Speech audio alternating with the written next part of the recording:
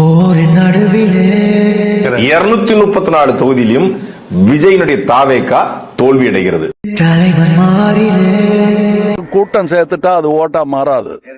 ஒருவன் பசிக்கன 234 இல்ல 10 கூட முடியாது தனியா நின்னா.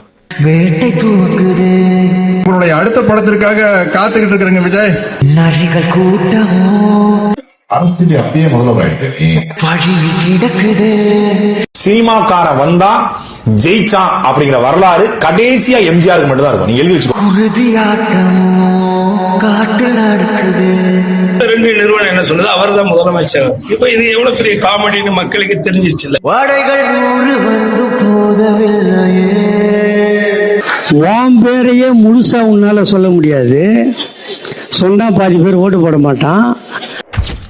சி ஜோசப் விஜய் எனும் நான் போர் கண்ட சிங்கம்